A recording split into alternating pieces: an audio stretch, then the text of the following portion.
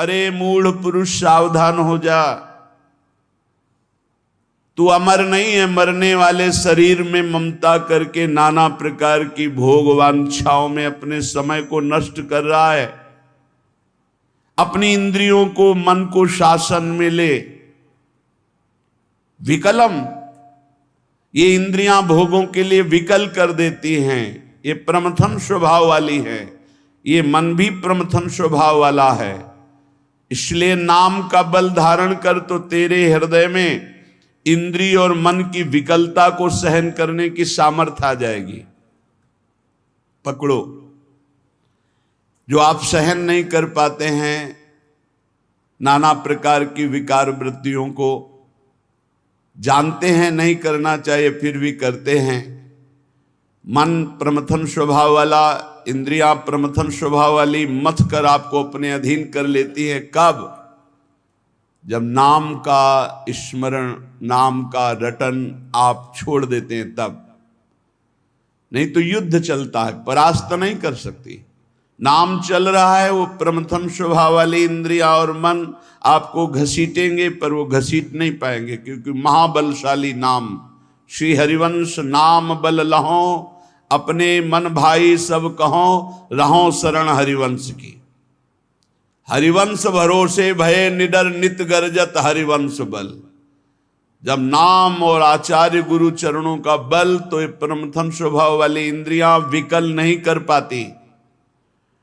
और जब नाम का बल छूटता है, अहम जागृत होता है, तो इतनी विकलता होती है कि साधक परमार्थ से भ्रष्ट हो जाता है। इसीलिए कारे मूढ़ा, क्यों मूढ़ता धारण कर रहे हो? इस दिव्य मानव जीवन को अपवित्र कर रहे हो, पापाचरण एकत्रित कर रहे हो। तुम्हारी दुर्गति का कारण तुम्हारा मन और तुम्हारी इंद्रियां है, और यही तुम्हारी सदगति का कारण है। यदि इनको रोक पाए, इनकी विकलता को सह पाए, तो तुम महान हो जाओगे। तुम्हारे अंदर दिव्य शक्तियां जागृत हो जाएंगी। लोग बाहरी शक्तियों का परीक्षण करने की बात संतों से कहते हैं। आप ऐसा करके दिखाओ भला। संतों की साधना आंतरिक वृत्तियों का मर्दन करने के लिए होती है, बाहरी जादूगरी दिखाने के लिए नहीं होती। वो शांत, गंभीर, उदासीन, इन शब्दों का परिचय ही नहीं हो तो कैसे जानोगे? शांत हर द्वंद्वों से, गंभीर इतने गुण के कि जैसे समुद्र में तुम था नहीं ले सकते, ऐसे संत की तुम था नहीं पा सकते, भगवत मार्ग पथिक की। उदासीन, किसी से कोई शत्रुता मित्रता का भाव नहीं। तब वो अपने इन विकलताओं को सहकर विकारों पर विजय प्राप्त करते हैं। इसलिए मूढ़ता का त्याग करो। मूढ़ता अहंकार है। अहंकार भी मूढ़ात्मा करता हमिति मन्यते, मैं करूंगा, मैंने किया, मैं ऐसा कर सकता हूं। इस अहंकार को छोड़ो, प्रियालाल की शरण में हो, खूब नाम जप करो। नाम जप के प्रभाव का ऐसा महामहिम प्रताप है कि ये विकार अंदर प्रवेश ही नहीं करते। जिसकी जिह्वा में रात दिन नाम चलता है, विकारों की गुंजाइश नहीं रहती। नाम पाहरू दिवस निश ध्यान तुम्हार कपाट, रात दिन नाम का पहरा है। भगवत ध्यान के द्वारा वो अपने सब दरवाजों को बंद किए हुए। किसी भी दरवाजे से किसी भी विषय का प्रवेश की गुंजाइश नहीं। पहले तो पहरेदार बहुत जोर का है, रात दिन नाम जप, ध्यान तुम्हार कपाट। अपने इष्ट देव का ध्यान ही दरवाजा बंद कर लेना है। कोई विकार, गंदगी अंदर नहीं पहुंचा सकता। श्री प्रबोधानंद जी कह रहे हैं, निगूढ़ाम श्री वृंदावन भूमिमाम नयु भजत। वेदों से भी परे, जिसे वेद नेति नेति कहते हैं, वो प्रभु श्रीधाम वृंदावन में प्रियाजू के साथ अद्भुत रास विलास रस केली करते हैं। तो ये आगम निगम पुराण अगोचर सहज माधुरी रूप निधिम, ये निगूढ़ रस है। वृंदावन रस, प्रेम रस, ये बड़ा गूढ़ रस है। श्रीधाम वृंदावन यदि आपको आने का अवसर मिला, श्री जी ने कृपा करी, बहुत सावधान रहो, कोई त्रुटि न हो। तो एक बार आना ही आपका आने जाने मिटाने का बहुत बड़ा बल मिल गया। एक बार आप वृंदावन आ गए, सत्संग सुने, बिहारी जी से आंख मिला ली, नाम जप किए, यही आपकी दुर्गति को रोकने के लिए समर्थ हो जाएगा। पर यहां आकर के कोई अपराध न करे, वैष्णव अपराध न करे, कोई सांसारिक कुचेष्टाएं यहां न करे, बहुत सावधान रहे। ये परम पावन महामहिम श्री प्रिया प्रीतम का महल है, निगूढ़ रस प्रदान करने वाला वृंदावन है। पदौ यत्रा व्यग्रौ कुरत वदनम नाम अभिरतम। जब वृंदावन आओ तो तुम्हारे पैर ठीक हो तो परिक्रमा जरूर लगाओ। भक्ति के 64 अंगों में प्रदक्षिणा बहुत बड़ा अंग है। कैसे परिक्रमा लगाई जाती है? अपने आराध्य देव धाम को या गिरिराज जी महाराज या बरसाना जहां भी परिक्रमा लगा रहे हो, दाहिनी तरफ लघुशंका नहीं, शौच त्याग नहीं, थूकना नहीं, बहुत सावधानी पूर्वक चलो। जब लघुशंका हो तो बाईं तरफ करके रजादि से हस्तो प्रक्षाल्य आचमनम, ऐसे आचमन किया, हाथ धोया, फिर भगवान नाम जप करते हुए वदनम नामाभिरतम, एक क्षण के लिए भी नाम न छूटे, ऐसे परिक्रमा लगाओ। गप मारते हुए, सांसारिक चर्चा करते हुए नहीं, मौन नाम जप करते हुए वृंदावन। पदौ श्रीपाद पदौ यात्रा व्यग्रौ, बड़ी मंगलमयी वो घड़ी होती है जब धाम की परिक्रमा लगाने का अवसर मिलता है। प्रत्येक परिक्रमा का परिणाम देखा, प्रत्येक परिक्रमा का, गिरिराज जी महाराज, वृंदावन, बरसाना, ये सब नवीन वैराग्य, नवीन हृदय में प्रिया प्रीतम के मिलन का उत्साह। यदि निरपराध परिक्रमा लग जाए तो एक परिक्रमा में खुद आप देखेंगे आपकी सोच बदल जाएगी, आपका चिंतन बदल जाएगा। अगर कहीं निष्काम है तो वैराग्य की वृद्धि होगी, अगर सकाम है तो वैराग्य शब्द से तो नहीं परिचय होगा, आपकी कामनाओं की पूर्ति अवश्य हो जाएगी। गिरिराज जी की परिक्रमा, वृंदावन की, कोई नशा न करे परिक्रमा में। ये जैसे इधर उधर की व्यसन नहीं ठीक है। गिरिराज जी में परिक्रमा किया, वृंदावन में किया तो बहुत बड़ा लाभ मिलेगा। अब देखते हैं लोग बीड़ी सिगरेट पीते हैं परिक्रमा में, मसाला खा के ये परिक्रमा लगा रहे हो, उद्दंडता नहीं। और नंगे पैर परिक्रमा लगाई जाती है। भगवान कृपा करें आपकी बुद्धि शुद्ध हो, नंगे पैर परिक्रमा। आप जब कष्ट भोगना होता है, ऑपरेशन है या किसी भी तरह के कष्ट शरीर के हैं, तो आप ना नहीं कर सकते, आपको भोगना पड़ेगा। तो आप जानबूझकर जब तपस्या करते हैं, नंगे पैर गिरिराज जी की परिक्रमा लगाते हैं, आप कोई व्यसन नहीं करते, मौन होकर नाम जप करते हैं। जो 3-3, 4-4 परिक्रमा लगा रहे हैं, वो कपड़ा बांध कर ऐसे, उन महात्माओं की समानता ये बाहरी आकर के कर सकते हैं क्या? अगर आप आए हो तो नंगे पैर एक परिक्रमा, थोड़ा जो कष्ट हुआ, जो ताप मिला शरीर में, उससे आपके पाप नष्ट होते हैं, आपका बड़ा मंगल होता है। ऐसे चलना बात अलग, परिक्रमा नंगे पैर लगानी चाहिए। उससे क्या होता है कि हमारी आराधना होती, जैसे हम अपने ठाकुर सेवा में पादुका पहनकर नहीं जा सकते, ऐसे उस समय हम ठाकुर सेवा की एक पद्धति प्रदक्षिणा कर रहे, गिरिराज जी, बरसाना, ब्रज 84 को, जहां भी। और खास बात है, ऐसी महान पावन भूमि में किसी की भी निंदा न करें। परिक्रमा करते हुए किसी की, हमें तो लगता है अकेले या सामूहिक नाम कीर्तन, बस ये बातचीत करते हुए बड़ा अपराध बन जाता है, अपराध बन जाता है। किसी न किसी की प्रशंसा और किसी न किसी की निंदा हो जाती है। मौन, परिक्रमा लगाने के पहले नियम ले कि मैं मौन रहूंगा। पूज्य पंडित गया प्रसाद जी बाबा जब परिक्रमा लगाते थे तो किसी से बात नहीं, अगर कोई बड़े संत मिल गए तो खड़े हो जाते, खड़े होकर बात किया, और जब वो चले तो एक कदम भी चले तो प्रणाम किया और फिर नाम जप करते हुए, एक कदम भी बात करते हुए नहीं चलते थे। महापुरुषों से हमें सीख मिलती है। जब हम प्रदक्षिणा लगाएं तो चलते हुए बातचीत न करें। पता नहीं लोग कैसे माला जपते हैं, माला भी चल रहा है, बातचीत भी हो रही, परिक्रमा भी लग रही, इधर उधर की चर्चाएं भी चल रही। नहीं भाई, प्रदक्षिणा एक बहुत बड़ी आराधना है, तभी तो आप लाभ नहीं ले पाते। परिक्रमा एक बहुत बड़ी आराधना है। एक एक प्रदक्षिणा, बड़ी बड़ी यज्ञ उसकी समानता नहीं कर सकती धाम की प्रदक्षिणा, पर एक एक मंत्र जपते हुए, नाम जप करते हुए या भगवान नाम कीर्तन करते हुए, वदनम नामाभिरत पदौ यात्रा व्यग्रौ करत। श्री वृंदावन भूमि की प्रदक्षिणा नाम जपते हुए, और वृंदावन आए हो तो सत्संग जरूर सुनो, जहां मिले आपको।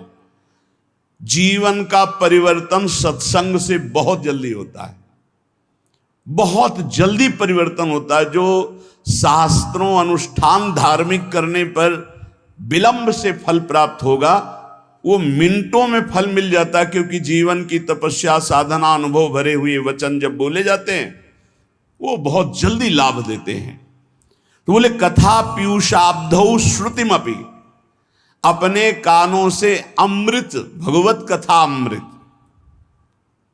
ये प्रपंच का विष पीना नहीं सत्संग है, प्रपंच का निंदा स्तुति ये वो प्रपंच नहीं। तव कथामृतम, हमारे शास्त्र इतने भरे पड़े कि जीवन भर सुनाते रहो फिर भी पूर्ण नहीं होगा, तो इधर उधर भागने की जरूरत क्या है। कोई प्रसंग ले लो, उसी प्रसंग को पूरा करो। भगवान की रूप माधुरी, लीला माधुरी, गुण माधुरी, सिद्धांतों के तो कितना अपार ग्रंथ है सिद्धांतों के। व्यर्थ की बातें करने से क्या मतलब, जिनका कोई महत्व नहीं, जिनका कोई अस्तित्व नहीं, समय बर्बाद करना नहीं। कथा पीयूषाब्धौ श्रुतिमपि मरो ध्यान निरतम, भगवान के ध्यान में मगन होकर कथा कर रहे और भगवान के ही ध्यान में मगन होकर कथा सुन रहे। 88,000 ऋषियों के मुखिया शौनक जी महाराज सूत जी महाराज से कहते हैं, भगवान हम सब ऋषि यज्ञ करते करते जटाएं धुएं से धूमिल हो गई, पर वो आनंद नहीं मिला जो आपके श्रीमुख से भगवान श्री हरि की पावन कथामृत श्रवण करने से हमें अभी वर्तमान में आनंद मिल रहा है। आप हमें कथा सुनाओ। कथा पीयूषाब्धौ श्रुतिमपि, शास्त्रों से युक्त कथा कानों से सुननी, मनमानी नहीं, इधर उधर की नहीं। समस्या ये होती है कि जब हमारा चित्त प्रभु में नहीं लगा होता तो ज्यादा देर प्रभु में टिक ही नहीं सकता। कोई किसी को पहचानना हो उसको बोलने दीजिए, चुप रहिए। प्रारंभ नोट कीजिए, मध्य नोट कीजिए और अंतिम नोट कीजिए। जिसका प्रारंभ मध्य और अंतिम जो निकले वो वही है। प्रारंभ से भगवत चर्चा, मध्य में भगवत चर्चा और विश्राम भगवत चर्चा, वो महाभागवत है। जिसका प्रारंभ भले हो भगवत चर्चा से माना, लेकिन घसीट गया बीच में भारी प्रपंच और विश्राम प्रपंच, वो स्थिति नहीं है भगवत चर्चा में स्थित। जिसका आदि मध्य अवसान प्रभु श्री हरि में ही है, प्रभु में ही है।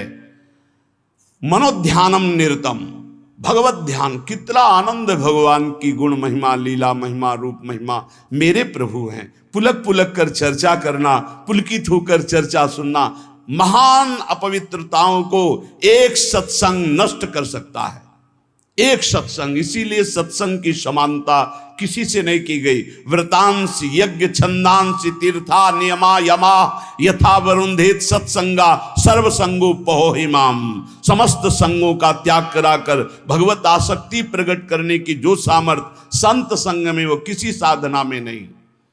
अरे शीघ्रम शीघ्रम सुतधन कलत्रादि ममता प्रताने कालोयम नहीं बपुरिदम मृत्युनुगतम। समस्ता लभ्यानाम परमिदम अलभ्यम स्वकृपया भूय व्यक्तम वृंदा विपिन मधि वाति हठतः। अरे भाग जा, भाग जा, इस संसार के राग से भाग जा, सीधा वृंदावन की प्रिया प्रीतम की शरण ले ले। नहीं, ये राग पीस डालेगा। ये जो राग है ये द्वेष प्रकट करेगा। राग और द्वेष ये दो पलड़े ऐसे हैं, बड़े बड़ों को पीस देते हैं। चलती चक्की देख के दिया कबीरा रोए, दो पाटन के बीच में साबित बचा न कोई। राग द्वेष मान अपमान लाभ हानि जय पराजय सुख दुख जन्म मृत्यु पीस रहे चराचर जगत को। भाग वो जो चक्की जहां से चल रही उसके सहारे पे पहुंच जाए। मामे वे प्रपद्यंते माया में ताम तरंते। चलती चक्की देख के दिया कमाल ठठाए, रहा सहारे कील के तो बाल न बाका जाए। कील कौन है? इस संसार चक्र की कील कौन है? इन द्वंद्वों को निरंतर चलाने वाला कौन है? काल। और काल का भी स्वयं महाकाल वो प्रभु है जो उसकी शरण में हो गया तो बाल न बाका जाए। सीम की चाप सके को तासु, बड़ रखवार रमापति जासु। इसलिए कह रहे हैं अरे शीघ्रम शीघ्रम, भाग भाग संसार के राग से भाग। कौन कौन से संसार के राग है? कह रहे शुत धनम स्त्रीम कलत्रादि ममताम। स्त्री पुत्र मकान शरीर राग भोग धन संपत्ति नाना प्रकार की तृष्णाएं तुझे बांधकर व्यर्थ में समय नष्ट करा रहे। तो क्या करें? बाबा जी बन जाए क्या? नहीं, यहां ऐसा नहीं कह रहे। या करें अंतर से राग रहित होकर, जैसे जल में ही कमल का फूल उत्पन्न होता है लेकिन निर्लेप रहता है, ऐसे तू सारे परिवार को नाथ सकल संपदा तुम्हारी और मैं सेवक समेत सुत नारी। क्या चला जाएगा तुम्हारा? तुम परम भागवत होकर भगवत प्राप्त हो जाओगे। केवल भावना बदलनी है। नाथ सकल संपदा तुम्हारी मैं सेवक समेत सुत नारी। अरे शीघ्रम शीघ्रम, जल्दी कर, पता नहीं काल का ठिकाना नहीं। प्रताने कालोयम नहीं वपुरिदम मृत्युनु गतम। किस क्षण तुम मर जाए कोई भरोसा नहीं। पक्का किस क्षण मर जाए कोई भरोसा नहीं। ये शरीर मृत्यु के अनुगत है, कभी भी मृत्यु ढंगा सकती है।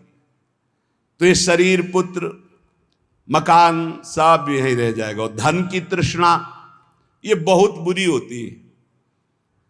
कोई बिरला ऐसा है जो अपने ज्ञान विज्ञान का प्रयोग करके परमात्मानंद का अनुभव करे। नहीं, सारा का सारा खेल बहुत बहुत पूर्वज जो हमारे ब्रह्म ऋषि हुए उनमें जो महिमा देखी गई, राजान्न का त्याग, राज वैभव का आंतरिक त्याग, अगर उनमें कहीं देखा गया हमारे इष्ट में और इष्ट के प्रेमी महात्माओं में, तो देखो विदुरानी के छिलकों में जो स्वाद आया, सरकार को छोड़ करके आ रहे दुर्योधन के यहां 56 प्रकार के भोग और क्या क्या व्यवस्था थी। द्वारिकाधीश को कैसा भोग लगता है, पर सुदामा के तंदुल वाह वाह करके पा रहे। चक्रवर्ती सम्राट महाराज दशरथ के लाडले अनंत ब्रह्मांडों के स्वामी भगवान श्री राम मैया सबरी के जब बेर पा रहे हैं दिए हुए, बेर कोई अंगूर थोड़ी है, लेकिन सराह सराह के पा रहे हैं। जरा देखो हमारे इष्ट की तरफ, तो इष्ट के दास कैसे होंगे? इष्ट के दास कैसे होंगे? जैसे इष्ट को दीन प्यारे वेद पुकारे, ऐसे ही दैन्यता प्रिय है। एक तरफ 56 भोग हो, एक तरफ गरीब के हाथ की एक रोटी हो, तो भगवत प्रेमी महात्मा कदम बढ़ाएगा उस रोटी की तरफ जो एक आंसुओं से भरा हुआ छुपाए हुए है कि पता नहीं इनके योग्य हो कि ना हो। मुझ गरीब की सूखी रोटी नहीं नहीं, इनके योग्य नहीं, वही वो लेंगे, तब तो हरि प्रीति। नहीं तो ये तृष्णा बड़ी विचित्र है। हमारे शास्त्र कह रहे हैं मूल जही धनागम तृष्णाम कुरुषद बुद्धिम मनसि वितृष्णाम यल्लभ से निज कर्मोपातम वित्तम तेन विनोदय चित्तम। यदि धन की लालसा है तो ज्ञान तुम्हारा केवल वाग विनोद है। वाग विनोद बातें हंसी मजाक जैसे की जाती ना, ऐसे केवल बातचीत है। कोई बातों से काल पर विजय नहीं प्राप्त की जाती। पर्यो प्रवाह काल के कदापि छूटी है नहीं, व्यास नंद नाम जो प्रतीति सो न रट रहे। तुझ में मुझ में और अन्य में एक ही भगवान वासुदेव विराजमान है। जब ये अनुभव हो जाएगा तब तुम काम क्रोध लोभ से ऊपर उठ जाओगे। किस पर काम दृष्टि रखोगे? अपने भगवान पर। किस पर गुस्सा करोगे? अपने भगवान पर। उमा जे राम चरण रत विगत काम मद को निज प्रभु में देखें जगत के ही सन करहीं विरोध। सब में अपना प्रभु, तो किससे विरोध करेगा? किससे काम भाव करेगा? इसलिए यदि भगवत प्राप्ति करना है तो क्रोध करना बंद कर दो। सहन करने वाला ही आत्मदर्शी होता है। भेद रूप देखने वाला अज्ञानी ही कामी और क्रोधी होता है। अभेद तत्व सब में वासुदेव देखने वाला ही शांत पुरुष होता है। इसलिए हर समय तू गोविंद का भजन कर। प्राणायामम प्रत्याहारम नित्यानित्य विवेक विचारम जाप्य समेत समाधि विधानम कुर्ववधानम महदवधानम भज गोविंदम गोविंदम भज मूढ़ मते। शरीर स्वस्थ रखना भगवत मार्ग में आवश्यक है। इसलिए कुछ मिनट प्राणों का याम करना चाहिए। प्राणों का व्यायाम जरूरी है। बिल्कुल सरल प्राणायाम, आपको बिल्कुल बैठे बैठे वृद्ध भी कर सकता है। बिल्कुल वृद्ध भी, जैसे बैठे हो आराम से बैठ जाओ। जैसे भी, ये सुखासन तो सब कोई बैठ सकता है, पलथी मार करके सुखासन बैठकर। राधा राधा राधा राधा राधा राधा राधा राधा राधा राधा राधा राधा राधा राधा राधा राधा राधा राधा राधा, वायु पूरे खींचते चले जा रहे, बंद कर। अब अंदर ही राधा राधा राधा राधा राधा राधा राधा राधा राधा राधा, बहुत जोर का प्राणायाम हो जाएगा, भजन भी हो जाएगा। नाम जप करते हुए वायु खींची में रोक लिया, कोई नाक वाक पकड़ने की जरूरत, फिर छोड़ दिया, फिर खींच लिया, फिर बंद करके नाम जप कर रहे, फिर छोड़ दिया। इसे अंतर कुंभक कहते हैं। और राधा राधा राधा राधा कहते हुए पूरी प्राणवायु बाहर निकाल दी, रोक लिया, बिल्कुल अंदर नहीं आने दिया, और फिर नाम जप करो। देखो प्राण व्याकुल होंगे एकदम।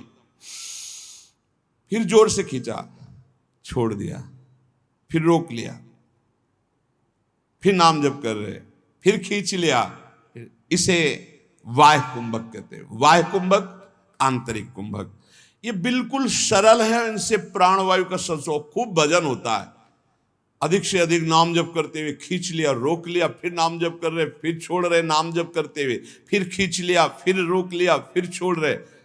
ऐसे छोड़ दिया, एकदम वायु निकाल दी, फिर रोक लिया, फिर खींच लिया, फिर छोड़ दिया।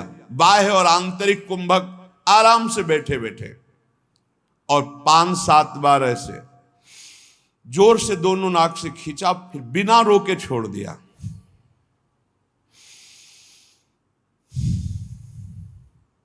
इसे आप देखेंगे एकदम दिमाग शांत।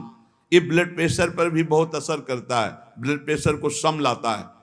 बिल्कुल सहज है। हमारा शास्त्र आज्ञा करता है शरीर स्वस्थ रखने के लिए कुछ मिनट प्राणायाम अत्यंत आवश्यक है। खुली वायु में, छत आदि में बैठ करके ऐसे शांत भाव से थोड़ी देर प्राणायाम। और फिर कह रहे प्रत्याहार, इंद्रियों का निर्विषय करना। अब शास्त्रीय पद्धति में तो चतुर्मास में लागू हो रहा है, आगे से भी चतुर्मास कल से लागू हो गया। कल एकादशी थी, आज एकादशी, आज या कल ही थी, कल थी, एक लागू हो गया। अब जो वीतराग परमहंस सन्यासी जन, वो 4 महीने एक ही जगह रहते चातुर्मास से, और इसमें व्रत होता है एक बार आहार 24 घंटे में। क्योंकि इसमें ऐसा माना जाता है कि चतुर्मास में जो पाचन तंत्र है वो कमजोर होते हैं, पाचन तंत्र कमजोर होते हैं। इसलिए एक बार भोजन प्रसाद पाने के लिए ऋषियों ने पद्धति रखी। बहुत बढ़िया स्वस्थ शरीर रहेगा। तो एक बार क्या, चिड़ियाओं के जैसे चुगती हैं ऐसे कई कई बार चुगते रहते हैं लोग। संसारी आदमियों को तो देखो थैले में ऊपर पड़े रहते, कुरकुर कुरकुर ऐसे की ऐसे चबाते रहते, पानी पीते रहते, पता नहीं कौन सा मतलब योग चालू है उनका। यहाँ लोग कुछ ना कुछ पीते ही खाते रहते। अरे कितने लोग हैं पानी की बोतलें नहीं छोड़ते, प्रणाम भी करेंगे तो बोतल को आगे करके, ऐसे बिस्लरी की बोतल आगे करके प्रणाम करेंगे। अरे भैया कितना तुम चिड़िया हो क्या, एक बार पी लो तो 2-4 घंटे के लिए तो तुम मरोगे नहीं, उतने के लिए तो तसल्ली रखो। ये बार बार जो चुगना है, हम आपको बताएं डॉक्टर पार्थिव शरीर के होते हैं और पार्थिव शरीर स्वस्थ रहता है अध्यात्म से, आप इतनी बात समझना। प्रत्याहारम, दिमाग स्वस्थ है, मन प्रसन्न है तो शरीर चाहे जितना स्वस्थ हो आनंदित रहता है, ध्यान रखना। और दिमाग अस्वस्थ है तो चाहे जितने स्वस्थ हो कुछ काम नहीं। एक खान पान में थोड़ा संयम करो। हाँ, कैसे कैसे लोग पसंद क्या क्या कर रहे हैं, कैसे कैसे पसंद कर, अरे सुंदर दाल रोटी बनाओ, घी से चुपरो, अपने शुद्ध घी जहां से मिला हो गौशाला आदि से भगवान को अर्पित करके नाम कीर्तन खाओ, देखो बुद्धि शुद्ध होगी। हमें लगता है कि बहुत आहार पर सावधानी रखनी चाहिए, आहार शुद्ध रहेगा। प्राणायाम व्यायाम जरूर होना चाहिए, सुनो जरूर होना चाहिए, हम कहते हैं जरूर होना चाहिए। गांव की माताओं बहनों को कभी अस्पताल जाने की जरूरत नहीं पड़ती थी किसी भी विषय में। क्यों? 4 बजे से सुबह शुरू होती, श्री राम जय जय राम, चक्की में 5 किलो आटा पीसा, बाजू बन रही 5 किलो आटा, और सब हष्ट पुष्ट मेहनत करे, सब बलवाल। अब यहाँ 1-2 भी वो भी ब्रह्मचर्य परिपक्व, फिर गृहस्थी में गए, खूब मेहनत, कुएं से पानी खींचने के लिए 30 40 हाथ कुआं, पानी खींच के 5 बाल्टी 10 बाल्टी ना, एकदम मस्त सही। अब चारा बैलों को काटना है हाथ से, एकदम पुष्ट। अब यहाँ भैया सब काम बटन वाले हैं, घुर पानी चढ़ के टंकी में पहुंच गया, तुम्हें वहीं दरे में पानी मिल जाएगा। चक्की में बटन भी पिस गया, वो स्टार्ट की, ट्रैक्टर खेती हो गई, मेहनत का काम नहीं रह गया। तो हमारी प्रार्थना है सब सत्संगियों से कि चाहे वृद्ध शरीर हो, 10 मिनट तो प्राणायाम कीजिए, 10-15 मिनट थोड़ा इधर उधर हाथ पैर हिलाइए, 1-1.5 किलोमीटर चलिए, जरूर चलिए, तो आपकी दिनचर्या बनेगी।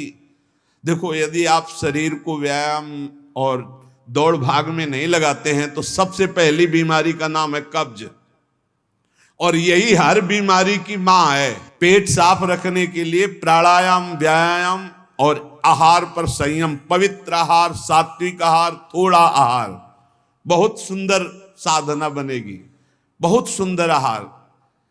देखो आलू, दही, चावल, बैंगन, भिंडी, ऐसे कई पदार्थ हैं जो बहुत साधना में ये गैस बनाने वाले, कब्ज बनाने वाले, बादी करने वाले वायु कारक हैं।